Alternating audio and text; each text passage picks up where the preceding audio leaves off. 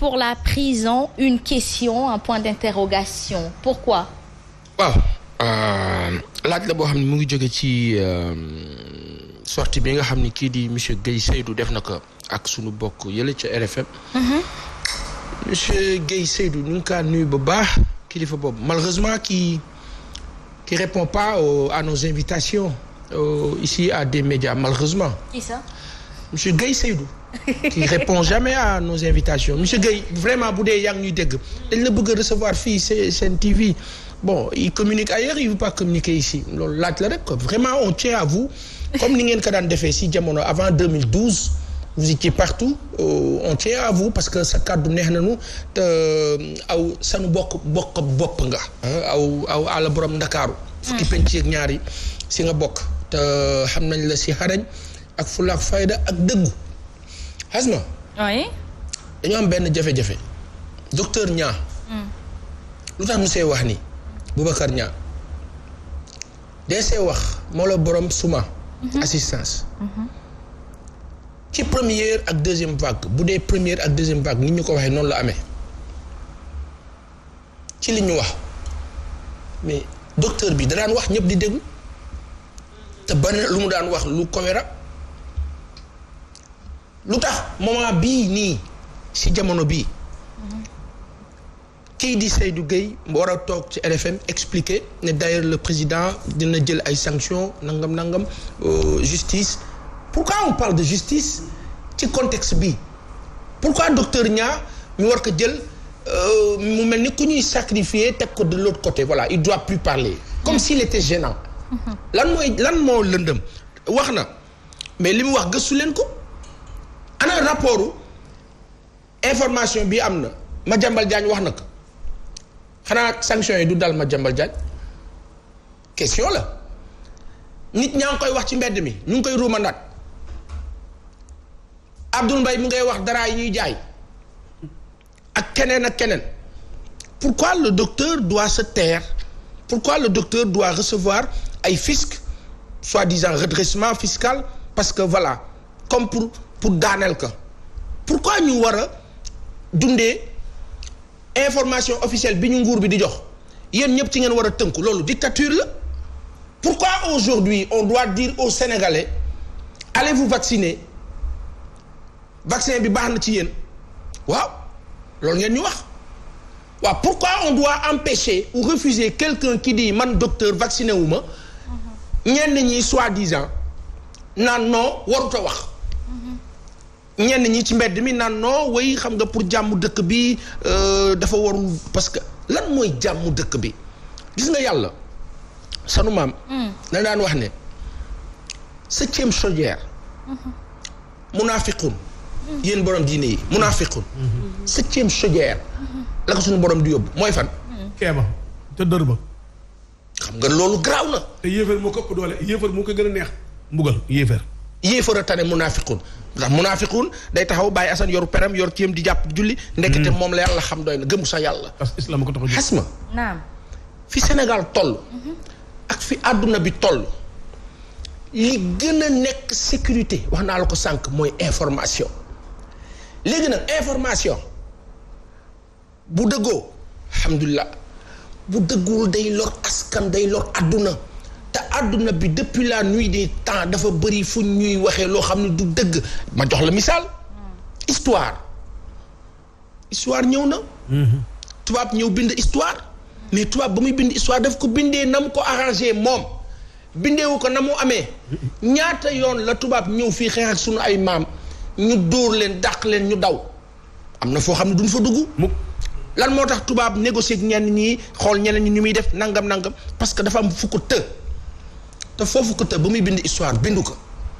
ñu ñëw jël sunu école yi jàngal ñu ko ñuy réciter ñun ñu naan la récitation di këru mën nga sa leçon nga taxaw way leçon su mais leçon su du xam-xam xam naa ne que way nangam Germinal Émile Zola moo ko bind ba mu koy bind kan moo la Émile Zola fa mu toj waaye jël nañu ko imposé ñu ko ñun kan mooy Victor Hugo lan la wax lu extraordinaire lu Sëriñ Saam sunu kilifa bi waxul fii ak ña sa des ak ña mel ni moom bare nañu donc Sénégal moo toll foo xam ne xasma faw ñu wax nit ñi dëgg. nguur bi nekk Sénégal mënul aujourd'hui un instruit médecin wax lu jëm ci domaine médical ngeen am ci problème ne non soi-disant bu mu waxati kon fii la ñuy jëm ak moom lan mooy ndeyu président de la République dafa war a teg ay sanctions justice bi dina jóg bu fekkee diffamation la docteur bi li mu wax ñëpp dégg nañ ko li naqari nit ñi ñenn ñi mel ni ñenn ñi parce que dañuy wax ak ñoom ñenn ñi di leen déglu seen ay kàddu fan la teg taxaw naan vacciné wu ma en tant que médecin waaw bu amee les raisons yu ko permettre mu taxaw gis ne lii doxul moom loolu la gëm. kan moo ko mën a teree wax ñu ne non bu ko waxee loolu du jàmm ci dëkk bi lan mooy jàmm ci dëkk bi bàyyi nit ñi ñuy vacciné wu daaw heure bii daaw nit ñi vacciné wuñu corona ngi woon Sénégal. On n'avait pas autant de morts. ren nit ñi vacciné wu nañu. 100%. ñi mu jik ñu ngi sant borom bi gis nañu que y a plusieurs décès man yu ma yëg yoo xam ni dañoo vacciné wu. très bien duñ ko wax nit ñi. Baye Sane loolu tamit nekk na loo xamante ni da di sa xalaat waaye man je pense que quand on est médecin Asma c'est différent de xalaat. waaw dafa am ñu ñàkk seen bakkan. attention Asma il y a une chose qu'il faut préciser il faut qu'on arrête de dire aux gens et c'est comme si on les dézinguait. dafa am quel sens? dans un sens où ñi vacciné wu yàlla na leen dikk mais bu ñu gisee ay nit ñu ne la kii dafa vacciné wu ñàkk na bakkanam ñàkk ko wax naafeq la. Baye Sane man personnellement je me suis vaccinée. fii ci biir kër gi laa vacciné wu depuis vendredi dernier alhamdulilah sant yàlla maa ngi ni dara daluma. Il faut le dire, c'est bien. Ceci dit quand on est médecin et qu'on prête serment je crois que il ne faut pas fusiller li nga xamante ni moom moo di le corps professionnel. que la personne sert. Fusiller comment? alors waaw j'en viens d'accord alors ceci dit mën na nekk potum biir boo xamante ni ordre des médecins dafa am tey bu demee ba wéet ci ordre des médecins bàyyi ko ak boppam ci face à ceci certainement il aurait dû prendre sa couverture gis nga nit sa mbaaj bu seddaay jotee bul fexe ba bàyyee ko ginnaaw dafa am kuréel boo xamante ni ñoom ñoo la représenté waxtaanal ak ñoom mais bu fekkee da nga jël plateau de télé toog publiquement devant 16 millions de Sénégalais de dire qu'aujourd'hui je ne me vaccine pas warul def loolu pour man. Je suis désolé. C'est un constat pour moi professionnellement am na loo xamante ni waxu coulisse la léeg-léeg dañ ko fi wax ñu ne yow lii kat coulisse la xewee waroo ko wax ci kanamu écran am na loo xamante ni c'est des attitudes du je sais pas de l'ombre. Ça doit rester dans l'ombre. mais est-ce que dafa wax de vacciné wu ma wala du ma vacciné wu. vacciné wu ma vacciné wu ma. du vacciné wu parce qu'il a expliqué xam nga bu waxee ba wax ne ADN bi Pasteur di jël ci yow on l'a suivi il était là à Sen TV il a tout dit c'était clair c'était limpide wax na ba tudd Bill Gates et cetera li ñoo wax ñenn ñi sax naan non légende la mais Hasma dafa am fu Sénégal toll. Très bien. Il faut aujourd'hui ay askan depuis des siècles dañ leen lor ci ay fen coronavirus am na feebar la moytu leen ko le docteur qu'est-ce qu'il a dit masque raxasu moytu waaw nan la docteur di nekkee di faj coronavirus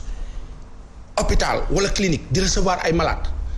su paree raxasu fomp nettoyé wu demaat këram nekk ak waa këram question la nan lay moytoo lan moo doon faj nit ñi daaw hydroxychloroquine lu tax on n'en parle plus lan moo tax Madagascar génne artémisia OMS lànk mais OMS mooy ñëwaat nañu non bii baaxul mais bii moo baax au nom de quoi qu'est-ce qui s'est passé dans les années 70 depuis les années 70 les médias occidentaux disent attention en 2010 2020 2030 2040 2050 dootuñu xaj ci àdduna bi. Il faut que les gens apprennent à faire des corrélations ci wàllu xalaat il faut pas dire aujourd'hui non waxi suuf la dund ak dee suuf amu ci ak kaw leeral moo si am. fi Sénégal toll. docteur Niang kaka def soi-disant benn victime bëgg ko teg de côté parce que waratul wax wala ñu mel ni ñoom waratuñu wax bis bu nit ñi noppee si lu ñu mel. Sénégal dina dugg ci tooxi doona boo xam ne yàlla na ci yàlla musal nguur bi nekk Sénégal ma tëjee foofu nguur bi nekk Sénégal dañoo amoon ay intention dig ñu nañu dañu bëgg a defar dëkk bi président Macky Sall loolu la ñu diggoon mook ñi mu àndal président bi nag aujourd'hui dañ ko war a soutenir fenn le président est en face de difficultés yoo xam ni du jóge biir Sénégal mu ngi jóge si li koy tënk ak ci ñi koy tënk ak ci ay lobby ak leneen ak leneen ñun peuple Sénégal dañu war a am taxawaayu jàppale ka ci fànn woowu dooleel ko ils ont essayé d'attenter à la vie de Rajolina au Madagascar Joël fële ci Haïti sànq nañ ko parce que bëggutoon vacciné wu mook ak population am soi-disant ak leneen ak leneen ça c'est des infos yoo xam ne da nga naan non bu ko wax ci kaw mais quand on ne dit pas les choses aux gens la catastrophe dafay yokku daaw vacciné wu ñu ñàkk ñoo autant de nit ren dañoo vacciné wu ñàkk autant de nit il faut le dire la science est en pleine évolution garab sax da ngay gis ni dafay coppite at su ne sax ba ci paracétamol yi dafa am yu ñu ci xëy na yokk wala ni ñu koy defaree ba ci emballage kon nag comme àdduna dafay dox xëy na naam àdduna dox gi muy dox moo nam tey ñu toll ci vaccin parce qu'on parle d'une pandémie on ne parle pas d'une épidémie qui nous regarde et ne concerne que le Sénégal ou que quelques pays d'Afrique on est d'accord on parle d'une pandémie et je pense que partout dans le monde nit ñaa ngi vacciné maintenant nag ce n'est pas une obligation d'aller se vacciner ku bëgg a fajoo chloroquine na fajoo chloroquine ku bëgg a fajoo vaccin na prévenir ak vaccin soxna Fall. Voilà mais en ce qui concerne docteur Niang man damay jàpp ni comme moom dafa amoon intention pour leeral li nga xam ni moo doxul wala lu njuñ jaar ci wàllu wu ni mel je suis pas contre pour ñu woo ko mais bu ñu ko wooyee moom itam na leeral na indi preuve yi nga xamante ne si pour dimbali askanam moo ko taxoon jug na ko leeral mu dimbali boppam dimbali waale ñun ñi nga xamante ne si ñooy nekk ci réew bu Sénégal ñi nga xam ne ñun la feebar bi di dal ñi nga xamante ne si suñu ay mbokk suñu ay jegeñaale ñoo ci ñàkk seen bakkan ngir loolee ñu saytu ko ngir fexe ba li nga xam ne moom la daal di tuumaal ñu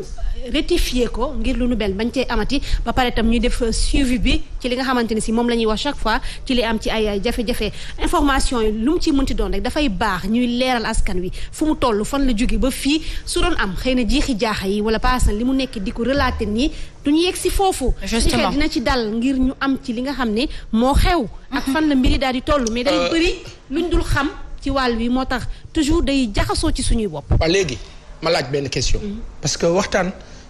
ci xel dafa neex daa neex daa cuq Aïcha bismillah la question mooy pourquoi Jean-Bernard Fourtillant wax en France